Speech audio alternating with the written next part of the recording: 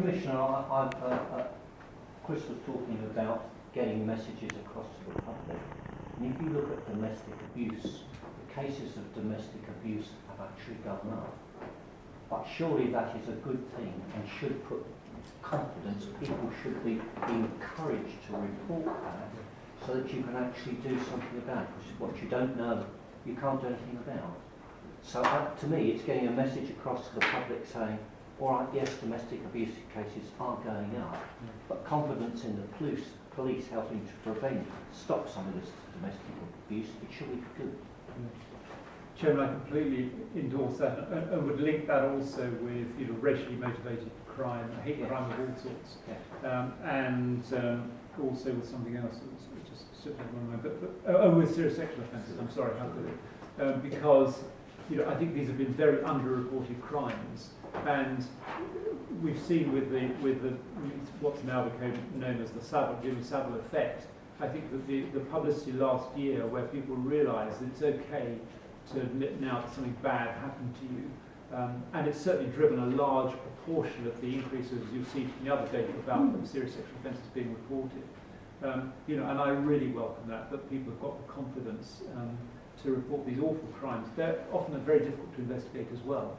But so whether it's domestic abuse or serious sexual offences or hate crime of all sorts, we must get more reporting. And I'm quite prepared to answer to that. We're doing some work to try and understand what proportion of the increase is down to people feeling more confident to report. I think it's important to understand that. But thank you for making the point. And we do actually, in the Police and Crime Plan, I make clear that I'm quite prepared to accept an uptick in reporting if it's closing that gap between the rate of crime and reported crime. We must get those close together as possible. That is what we accepted, Rob, actually, that we would anticipate a rise because of the increase in reporting. That's right.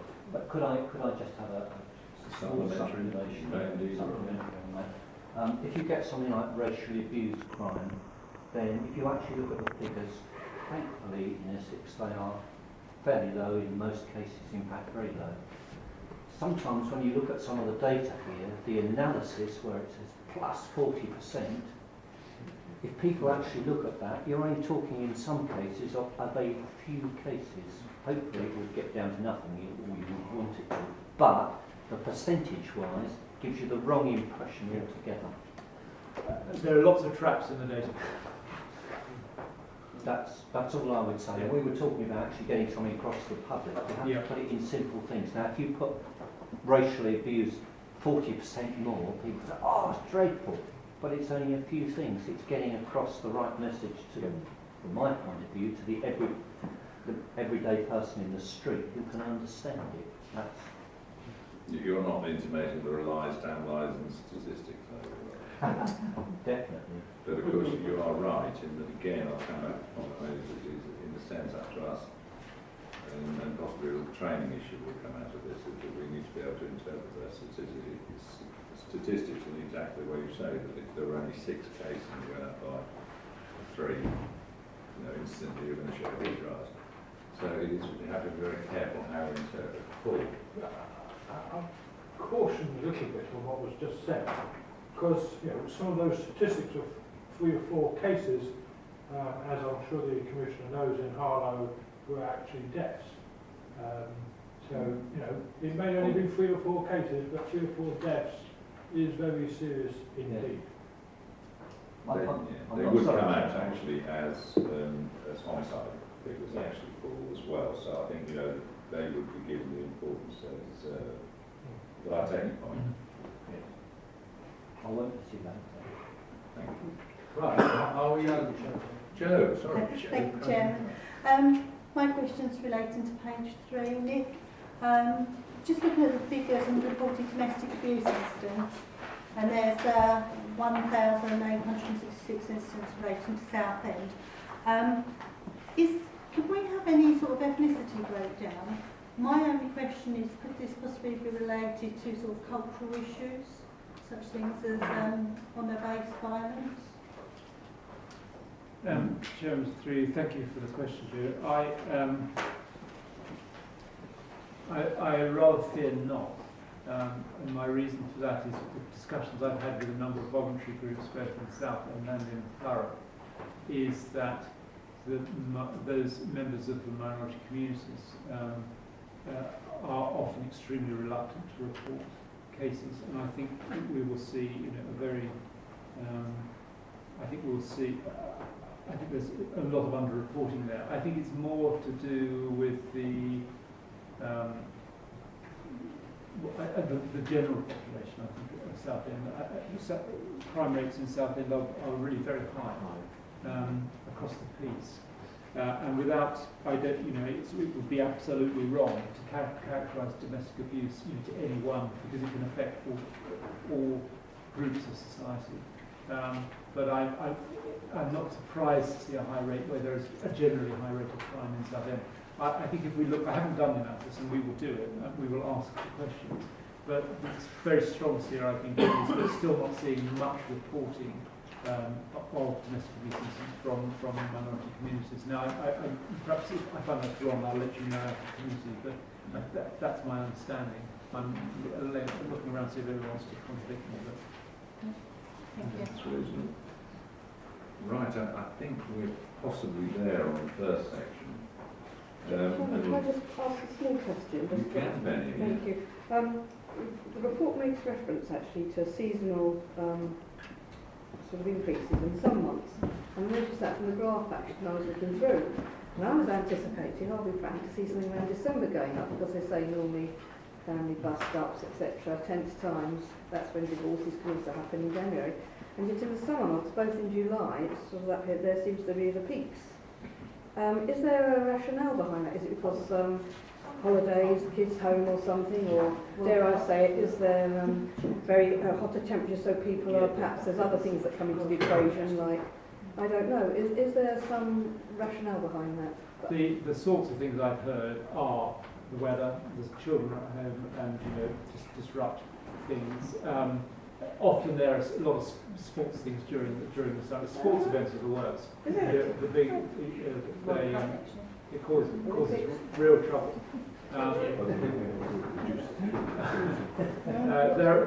There are probably others, but I think it's a mixture of. I suspect it's a mixture of also probably early long evening drinking as well. Yes, I was going to say, People drink all day in the weather, but I think that, the kids at home, at school has got quite a lot to do with it. Others that people are aware of. Football matches, I think, tend to be one of the biggest figures. But that's not really a science thing, is it? That's interesting. Very much I know about. And February dips. Both Februarys are dips. I thought, well, what is it about February? Why something dips? It may sound slightly ridiculous, but February and Valentine's Day, because you actually get the oh, right, of course. So there are some times. So there's a bit of lovey-doveyness, right? Well, that tend to start religions, I think. Very short. That's interesting. No, Chairman, I was going to say it's quite interesting what events, how events play a part in some of the stats. Because a few years ago, I remember looking at killed and seriously injured, and they went down over the summer in a particular few months. And the reason for that, the only thing we could conclude was there was only the European Cup was on in the TV, or the World Cup was on, and everybody was staying indoors watching that as opposed to propaganda. But it's quite bizarre the way it does happen. And the events that impact are not necessarily obvious in that sense. But who knows? Who knows? Right, well, we do need to... Acutely conscious in all of this that there'll be lots of disappointed people around the county, and all of those who you're in touch with, please do assure them that we have brought our best endeavours to this. Not, we've said many times, this is not been a perfect process, but we've tried to make it, again, transparent and fair as we can. And for every several disappointed bidders, there have been some really thrilled people who've got the money and who are doing a lot with it. And we're in the process at the moment of following up with all of them to see what they're doing with the money and seeing the difference they're making, and for us then to learn from it, so that when we do the commissioning next year much more professionally, and I'm pleased to say we've now made an offer to a person to head our commissioning work, that we will be better next year. Well, you've had a very good start on that. Are there any questions on that? I don't think so. The financial update, interestingly, it mentions on 311 a paying software, so you have to declare an interest credit. Excellent. An interest. But other than that, it is a report, and it gives a financial summary of revenue and capital. Either Nick or Charles, would you like to have any comments on that, the position they're in? Again, I think it's relatively self-explanatory. We are, again, on a journey with this. Month by month, we meet with the Chief Constable and his finance team to understand in more and more detail, both he and I think, about the funding. And it's not been an easy few months because of the introduction of a new accounting system with the police, which has made getting a very reliable data quite tricky. We're also on a glide path, that phrase has been used quite a bit. The police are having to manage the numbers down, policing numbers down, and so making sure that all money is always in the right place.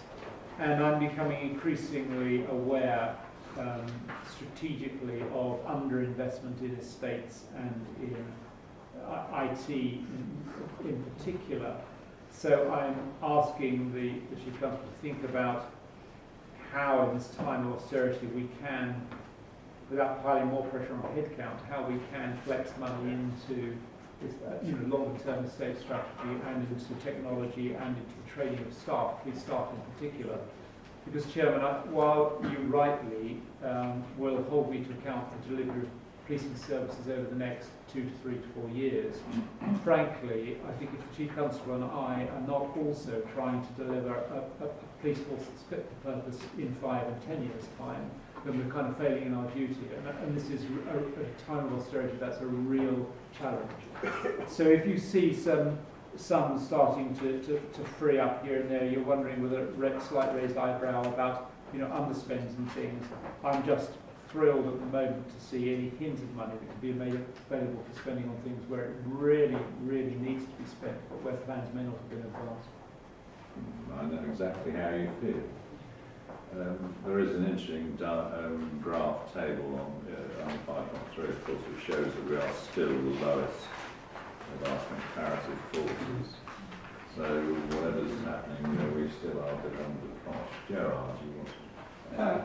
Yes, I suppose really when you look at the second page of the report, it's rather disturbing, Nick, to see the Essex police, and I really am surprised you're not holding them to account, is they're underspending the PCSO budget.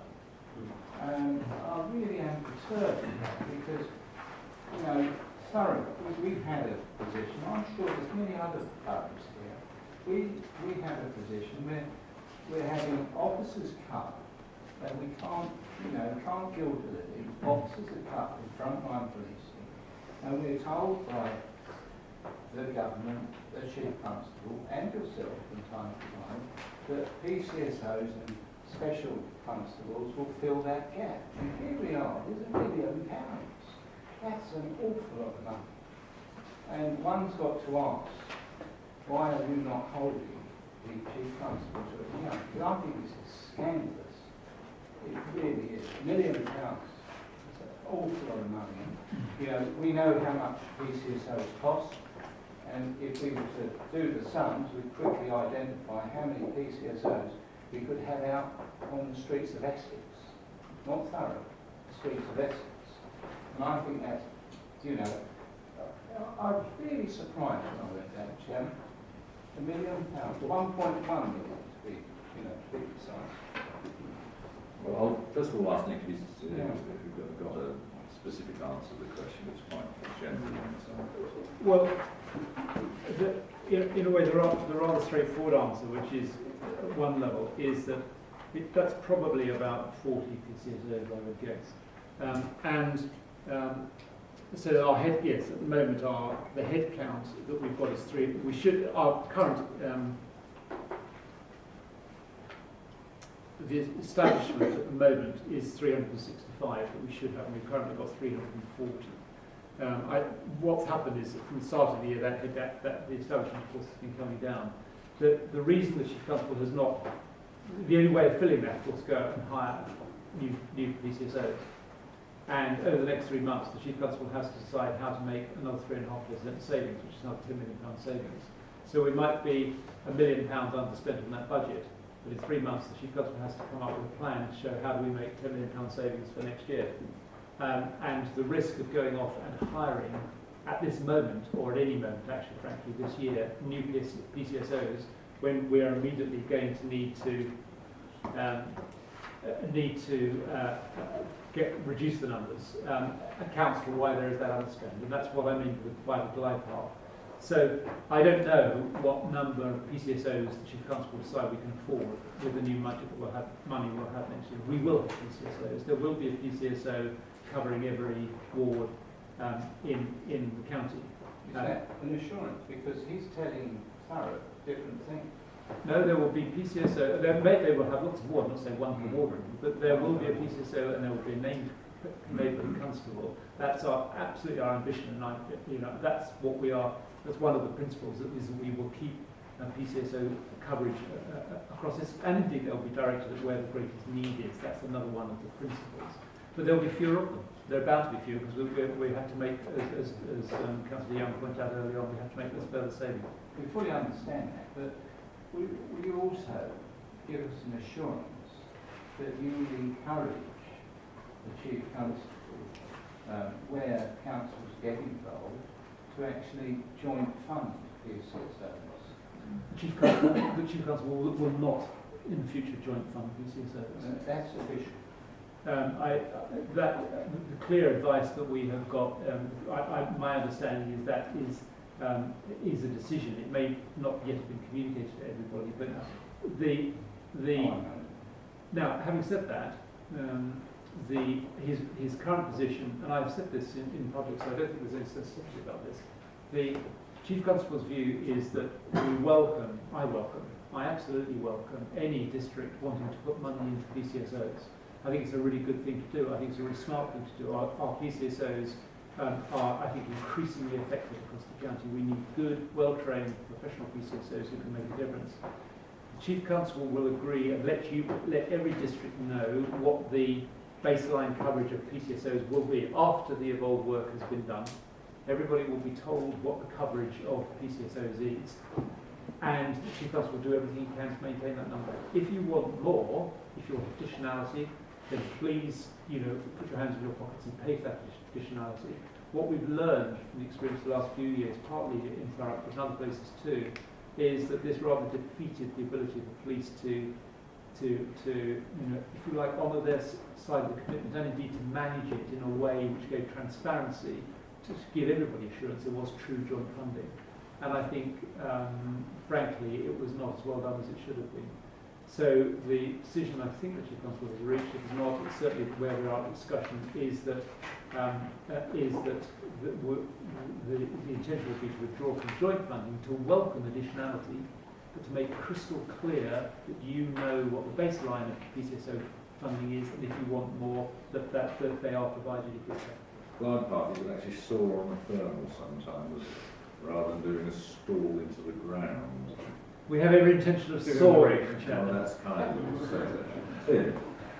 Yeah, I can probably shoehorn my operating involved questions in here. Because of 3.3 mentions officer numbers, and I share your admiration, Chair, as you know, for the Colchester Gazette. But actually, this article isn't too bad. Nick's quoted, Mr. Cavanagh's quoted, and they have the 9 points of operating involved in the paper today. The other person who's quoted, though, is Mark Smith, Chair of the Essex Police Federation, who said he believed about 400 officers' jobs will go in this latest raft of cuts.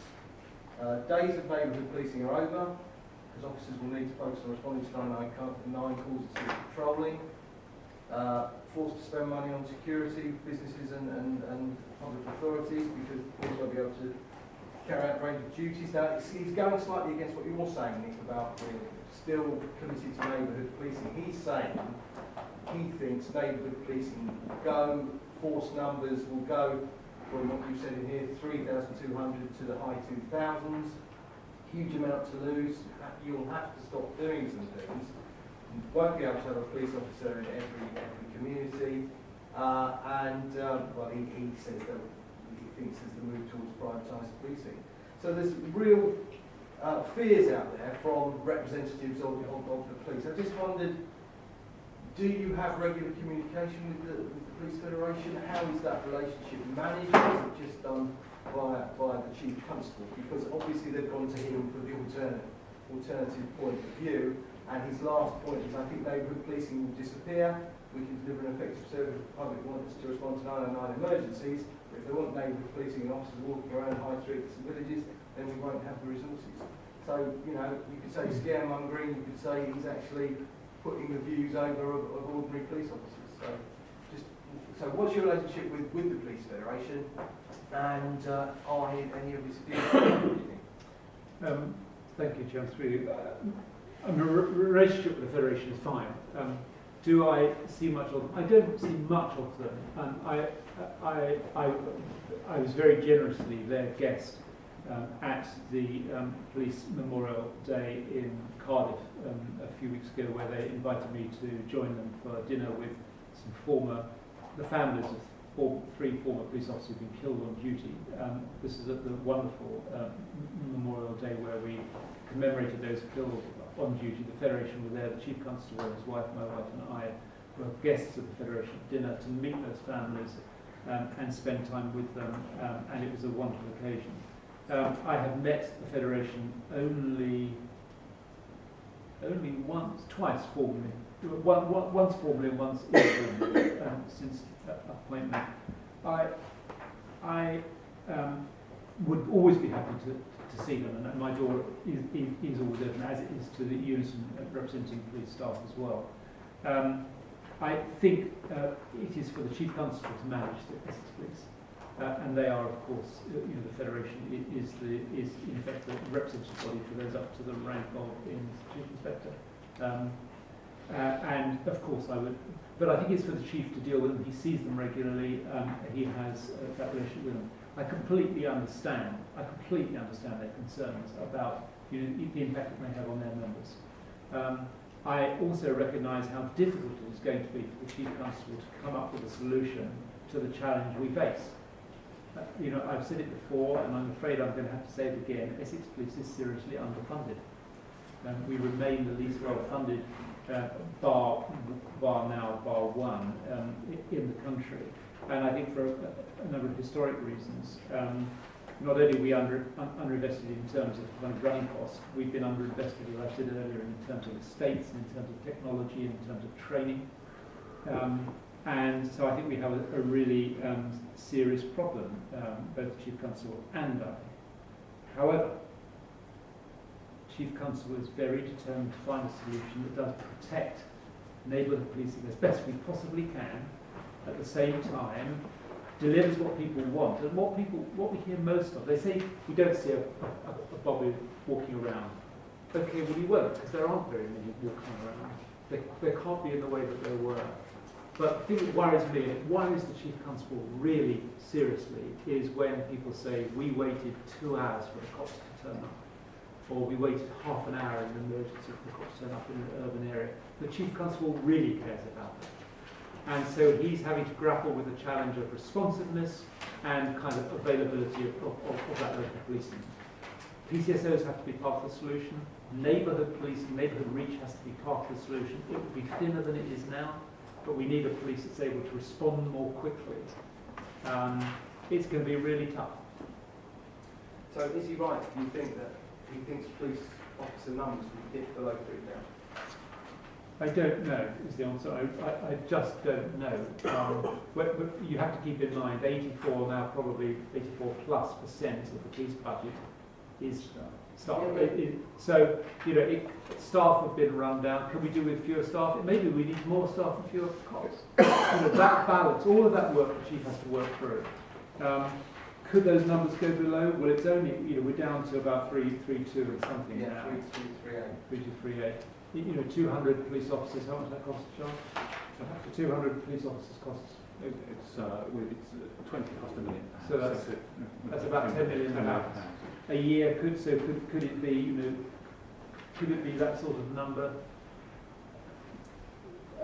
I'm